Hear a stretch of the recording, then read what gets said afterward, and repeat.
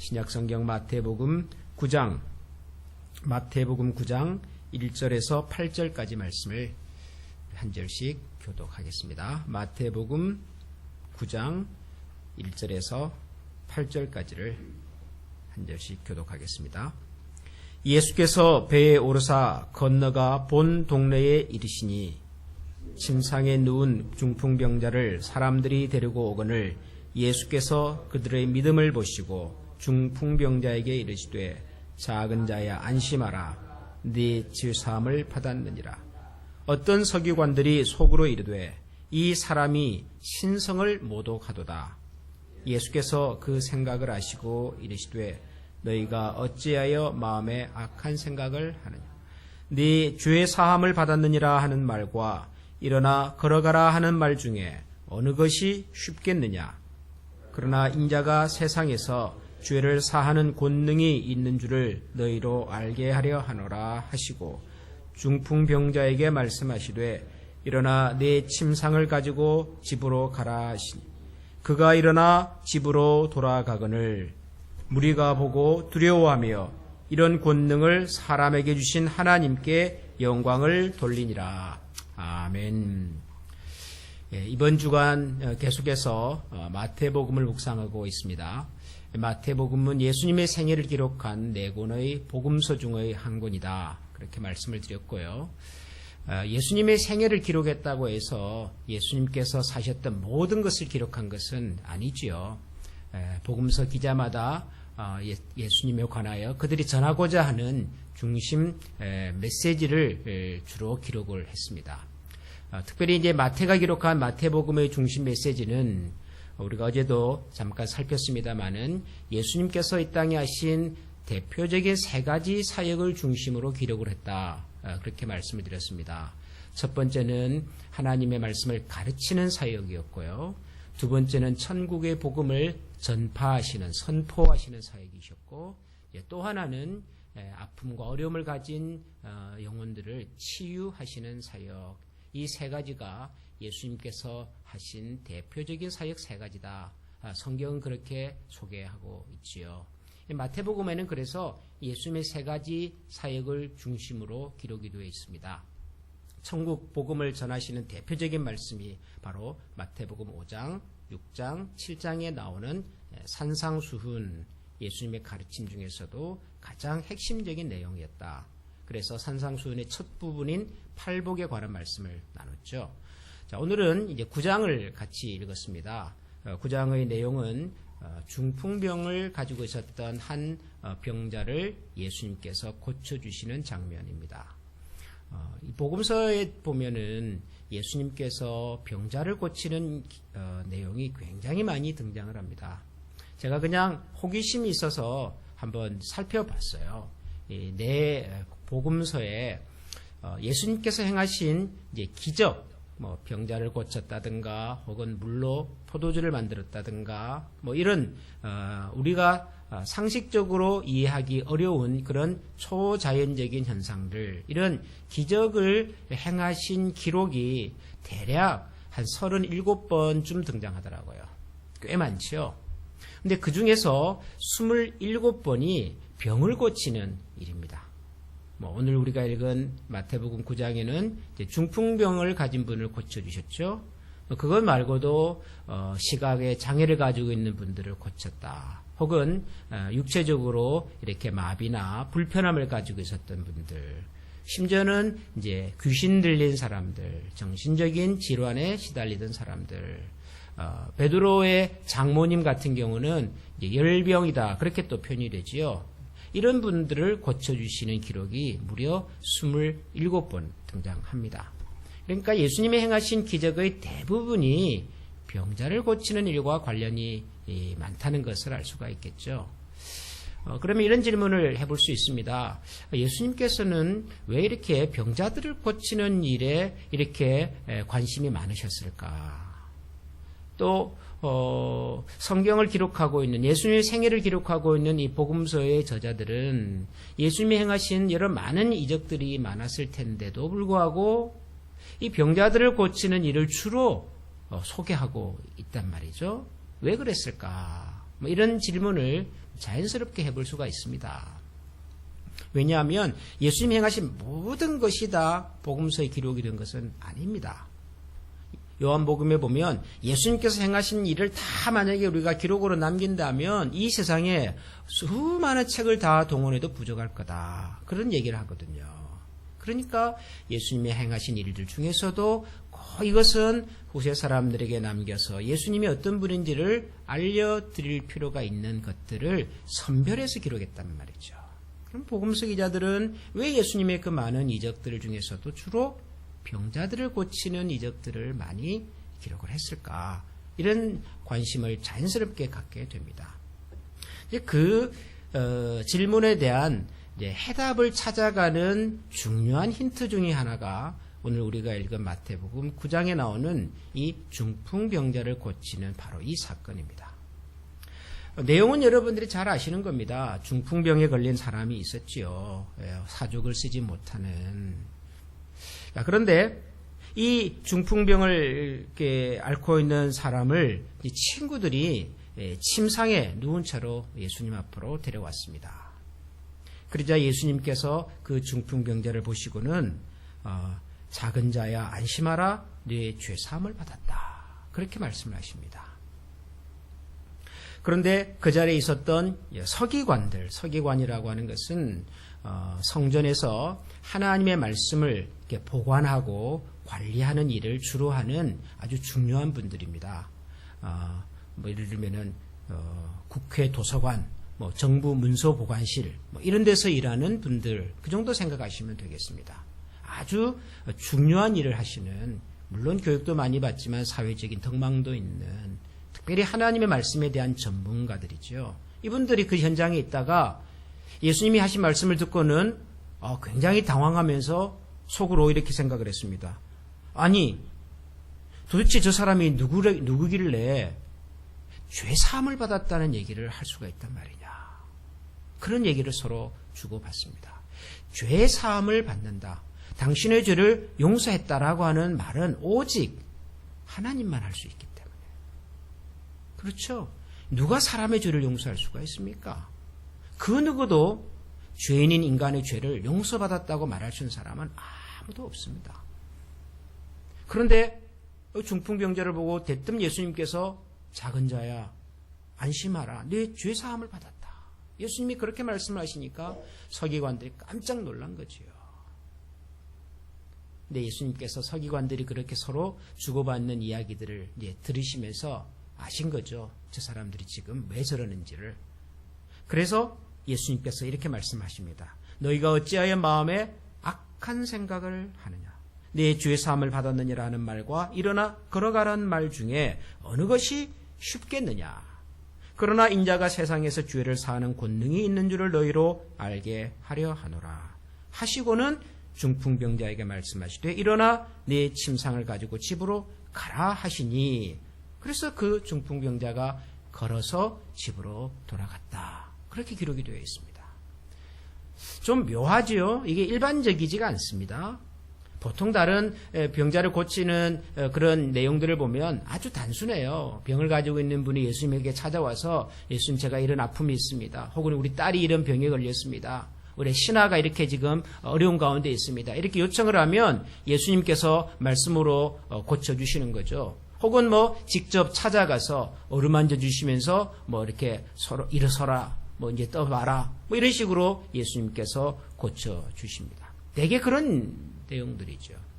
그런데 이 중풍병자를 고치시는 장면에서는 예수님께서 병을 고쳐주시기 전에 뭔가 한 가지를 먼저 하셨습니다.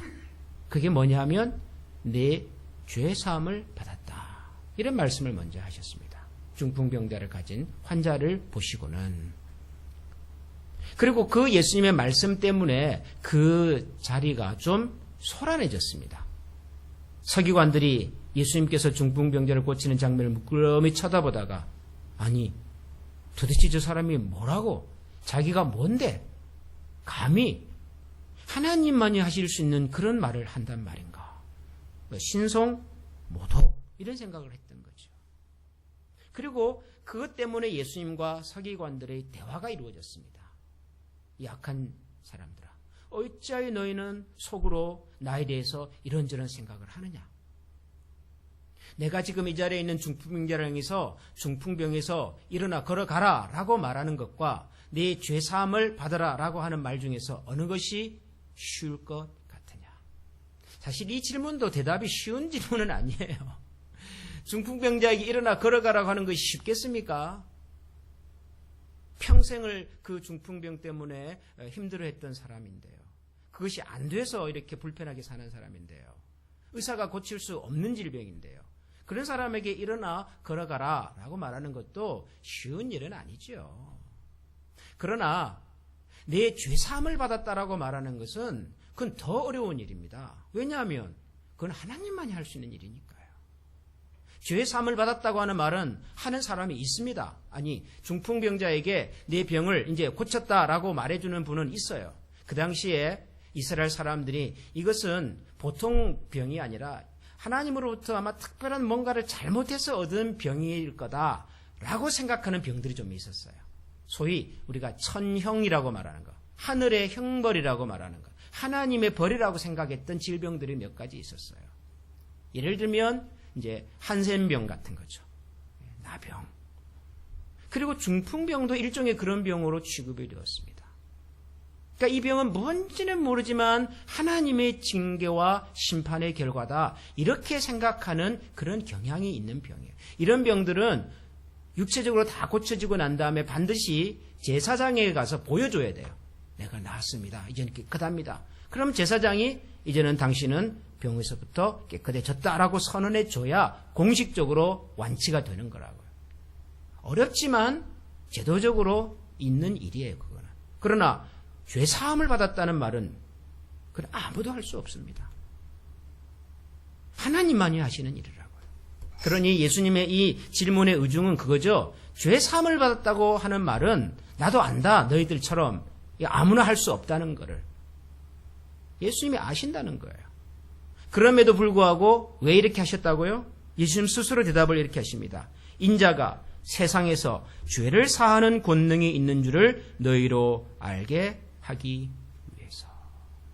그러니까 예수님께서 이 땅에 오셔서 뭐 중풍병자를 고친다, 혹은 시각장애를 가진 사람을 고쳐준다, 38년 동안 걷지 못했던 사람을 도와준다라는 모든 종류의 육체의 한계와 아픔을 가지고 있었던 사람들을 고치시고 치유하시고 온전케 하시는 근본적인 이유가 그 육체적인 질병 자체를 고치는 데 있는 것이 아니라 그 사람이 가지고 있는 근본적인 영혼의 질병을 고치는 데 있다 하는 것을 예수님은 말씀하고 싶었던 거죠. 우리가 이 이야기를 읽으면서 이 중풍병 걸린 사람이 죄를 지어서 이 병에 걸렸구나. 여러분 그렇게 생각할 필요는 없습니다. 가끔 이 치유와 이렇게 병 고치는 이 사역에 이렇게 집중하시는 분들 중에는 그렇게까지 해석하시는 분들이 있어요. 우리가 사람이 가지고 있는 모든 육체의 한계와 질병은 다 죄로부터 왔다. 그러므로 우리 질병을 고치기 전에 죄부터 쫓아내야 된다. 그리고 죄를 이기기 위해서는 그 속에 있는 악한 영을 쫓아내야 한다. 그런 식으로 이렇게 설명하고 많은 사람들을 호도하는 경우가 있습니다. 그건 옳지 않습니다. 그건 성경적이지 않습니다. 뭐 그렇게 따지면 우리가 살아가는 세상의 모든 문제들이 다 죄죠. 죄 때문에 왔죠. 인간이 근본적으로 죄인이지 않습니까? 우리 인간의 모든 불행이 죄 때문에 왔죠. 그게 뭐 비단 병만 그렇습니까? 우리의 갈등, 개인적인 고민, 세상에서의 여러 종류의 참 어려움들 다 죄에서부터 온 거죠. 그렇게 보면. 그러니까 이런 말씀을 가지고 너무 확대해가지고 인간의 모든 질병은 죄고 죄의 뿌리는 악한 영이고 악한 영을 해결해야 되고 그러기 위해서는 뭘 해야 되고 그렇게 볼 필요는 없습니다. 그러나 예수님께서 이 중풍병자를 향해 가지신 근본 마음은 육체적인 한계와 아픔을 극복하는 것보다 더 우선적으로 그 사람이 가진 영혼의 질병을 고치는 데 있다는 것이죠. 예수님은 이걸 보여주고 싶었던 것입니다. 왜 내가 이런 병자를 고치시고 많은 사람들의 아픔과 한계로부터 그들을 자유롭게 해주고 그들에게 새로운 삶의 기회와 가능성을 열어주느냐. 우리가 가지고 있는 근본적인 죄의 문제를 극복해야만이 우리에게 그 다음 단계로서 이런 삶이 가능해지니까요. 이게 성경이 우리에게 보여주는 신앙의 근본 원리죠. 예수님이 이 땅에 오셔서 행하셨던 모든 가르침의 근본 뿌리입니다. 병이 아니라도 괜찮습니다.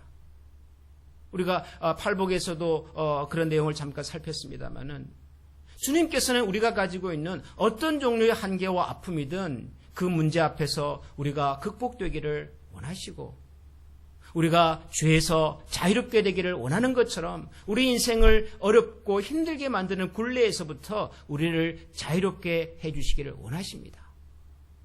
진리가 너희를 자유케 하리라. 예수 그리스도 안에 있는 생명의 말씀과 진리가 우리를 구속하고 있는 모든 종류의 세상의 억압과 굴레와 한계로부터 우리를 내어놓고 자유롭게 하고 하나님의 은혜 가운데서 살아가기를 정말 하나님께서는 원하십니다. 그러나 그 시작이 어디냐라고 물으면 언제나 그것은 우리 영혼의 해방과 하나님 안에서의 우리 영혼의 자유와 평강에서부터 시작이 되는 거지요. 내 삶의 근본 뿌리가 해결되지 않고서 그 외에 아무리 아름다운 집을 지어본들 그 집에서 나는 냄새는 악취일 수밖에 없고 그 집에서 사는 사람의 삶은 불행해질 수밖에 없는 거죠. 사순절을 맞이하면서 우리가 가지고 있는 여러 종류의 기도 제목들을 있는 그대로 하나님 앞에 기도하십시오. 그걸 이렇게 아름답게 포장할 필요가 없습니다.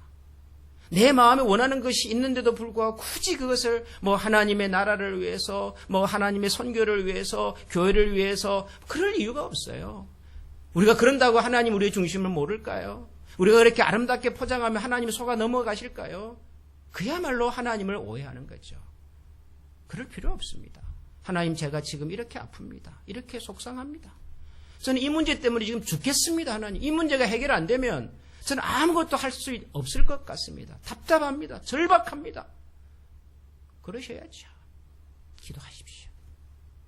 그러나 우리 그런 기도의 시작과 뿌리는 언제나 하나님 앞에서 어린아이와 같이 내 마음과 영혼이 하나님을 다시 알아가고 다시 찾아가고 하나님이 주시는 내 삶의 평강 속에서 이 모든 한계와 어려움과 아픔이 풀어져 가기를 주님 앞에 올려드리는 그런 중심과 자세여야 할 것입니다. 오늘도 이 아침에 우리 함께 기도하십시다. 통성으로 기도하십시다. 우리 개인적인 관심이든 우리가 함께 중보해야 될 내용이든 또 우리가 사랑하는 우리 한미교회를 하나님 앞에 올려드리면서 기도하십시다. 그러나 모든 기도의 출발이 하나님과의 관계가 영혼 안에서 회복이 되고 더 건강해지는 것에 있음을 기억하고 하나님께서 오늘도 우리의 마음과 속사람을 새롭게 해주시고 내 영혼이 살아서 하나님을 노래하게 해주시고 내 영혼이 하나님을 기뻐하며 찬양하며 우리 내 속에 있는 모든 어두움과 모든 아픔의 한계가 예수 그리스도의 능력 안에서 풀어지고 해방이 되고 하나님 앞에 한 걸음 더 깊이 나아가는 그런 기도와 영혼의 현장이 되게 해달라고 우리가 그런 마음으로 기도할 수 있기를 소원합니다. 이 시간 우리 이런 마음으로 다 같이 통성으로 하나님 앞에 기도함으로 다 같이 나가겠습니다. 다 같이 기도하겠습니다. 존귀하신 하나님 감사합니다. 오늘도